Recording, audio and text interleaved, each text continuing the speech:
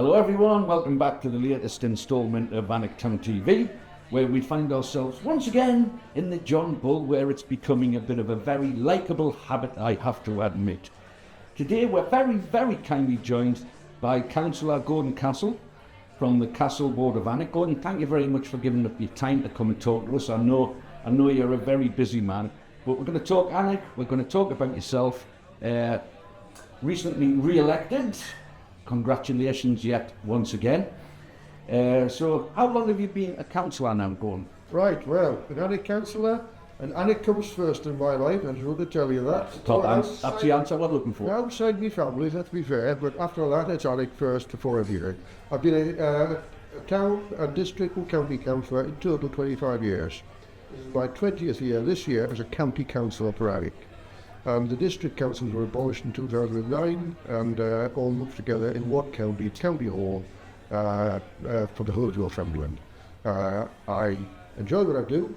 I don't mind the cutting thrust just as well. There's plenty thrust, but it's about Annick, and that's why I'm in politics. And that's why I'm part of my political ambitions. I've no wish to go to town. I've no wish to do any political appointment other than representing the town. And I'll explain more about why it's been split in town. Which we're looking forward to that, but yeah, let's go in with that. How was it split into two? You're right, it used to be a two-member ward for a few years. That means there was one ward, Annick, big place included Leslie and Almouth, and there were two members. Now the Boundaries Commission, not the council, it's a government-appointed institution, decided they didn't like that because it was the only two-member ward in Northumberland. And what they were trying to achieve was the same number of residents represented by every single councillor. Through the two-member ward, actually you've got double the number of everybody else.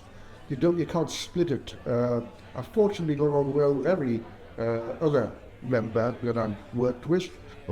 Councillor Eric Haynes, yes now, Robbie Moore, still MP now, and more recently Martin Swinbank, who is the county councillor for the other half of Annick. It's been split in two. One is Castle Ward, that's what I represent, the other's Hotspur Ward, he represents it. So we both have approximately the same number of residents to represent. Now if you ask me how you divide it up in the town, it doesn't make any rational sense to an observer.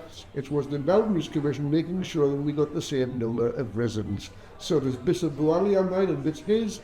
It honestly is too difficult to explain here, but essentially if you give a general point, you draw a line along the Victoria Terrace outside. Back on the east side is on the west side, and I've got Sawley Park as well, and that's almost how it works. And it does work, even though things change? Well, fortunately, Martin and I have always gone on. He was the other member of the two-member ward, and he got in the last election, as did I.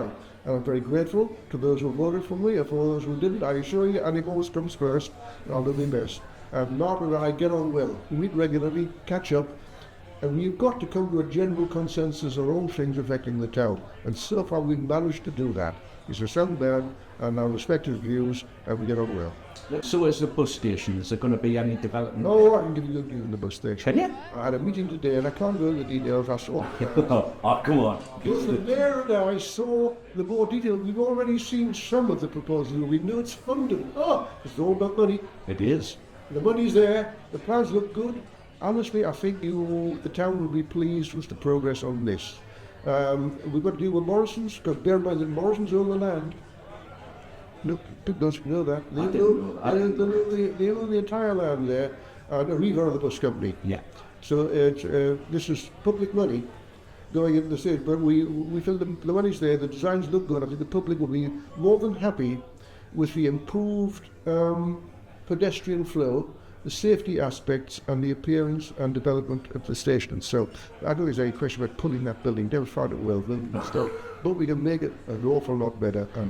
Well, Pete, appreciate your honesty. We really do. Offers, you know. And what would you like to achieve? What would you really like to achieve? What would be the one thing you'd like to see before the end of this term? Sort the marketplace out.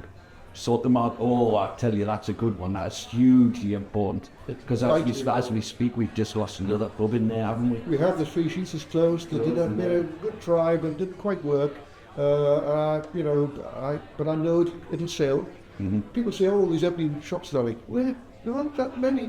Only a few that stayed empty for a long time, like we used to be Dickinson's, and there are ownership issues there. But bottle shops don't stay closed very long. They're quickly taken over, and I can assure you that that place will sell and have a new person in it quite soon. Well, I know that people in Alnwick, people who watch Alnwick Town TV, the marketplace is a huge issue to the local stuff. Explain to people why it's gone through a bad time. Everything has got to put at once, if you like, at the marketplace. First of all, the plan is that they know the Benedict Museum moves to Northumberland Hall. Good. Now, we will not know whether that is possible or not until September when the Lottery Board announce whether or not they have been successful in their bid. I hope they are, but if they're not, go back. What happened to think of the plan? If they are, they will be moved to the Northumberland Hall, which I'm afraid is a Grade 1 listed building. It needs a huge amount of money spent on it to bring it in a good condition. So that's coming. The other one is the shops, the line of shops from the Pig and Buck, close to reason I'm not sure about, all the way up to Pages Lane. They're in private hands of a developer who looked good from the start. He got plenty of information, it was looking good. He pulled out to say to put it all for sale. But don't anything about that until they're sold. But I think they will sell. So going through a bad time, but I think it'll be much better in due course.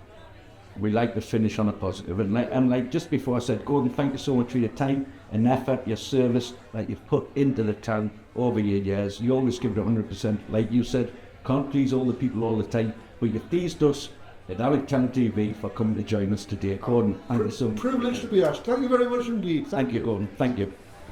We've just been speaking a little bit off air, and we've mentioned the bus station, we've mentioned the marketplace, but talking off air, we're now back on air. Gordon's brought up a very important issue to the town, which I think you'd like to share with us. I would, yes. The couples. Now, Alnwick has a history of couple streets. It has a good couple marketplace, and that worked quite well. This should be lasting. It used to be the bus station. It did. I remember. You remember that? I didn't think you were that old. But they've got the links, haven't they? And I had the links. I remember that. Tell you stories of that. I would. And the couples along Fenton Street seem to be working okay. Yeah. The couples from the tower to where Turnbull's was, St Michael's Lane, are in a shabby state, and they are dangerous. So people are falling on them, they're causing injuries, and they badly need. It needs sorting out. And there has a plan that's been round the houses for a couple of years and is now, frankly, in the final stage to get started. And the money's there. It's very expensive, but you don't have a cheap job in a place like that, do you? They say you're talking about the next 100 years in Alnwick. So it's basically going to be made of various materials. Case nest stone is a major one, dark stone. It'll look good, and couples sets. Looking a bit like the marketplace in places. Right. So it'll respect a slightly austere nature of Alnwick. It won't look like continental towns that you always go to and say white couples out. It'll not be like that. I think it'll be good. The traffic management will be much better. And that's on its way. It'll have to be done in phases because it's a big, long job. And that's actually right in the when we start in the how stage right now. So be assured the couples are going to be replaced. A lot of people, some people, not a lot, some people say, oh, can't we just leave them as they are? As though they were original. Yeah. No, not. Well, in 1987. Yes, that rings a lot. Anyway, I'm pleased to say that's going to happen. And by the way, there's a thing called the Local Area Partnership, which used to be called the Local Area Committee. And there's another party committee from the council's doing. It's every couple of months we're going to have a session in various places around the county to outreach from the centralised county council. And the first one, end of September, 25th actually, will be at Lindisfarne Centre, and these major topics will be available for the public to discuss. And officers present, and we'll see the plans proposed, they'll be able to ask questions. That will be a real way of communicating what's going on with the public. If you're interested, you'll go. 6 o'clock in the evening. Well, you've just communicated things beautifully to us. Thanks for answering the questions. And I know we said goodbye before, but we're going to say goodbye again. Thanks for bringing up. Once again, all the best to you. And thank you, Gordon. Thank you.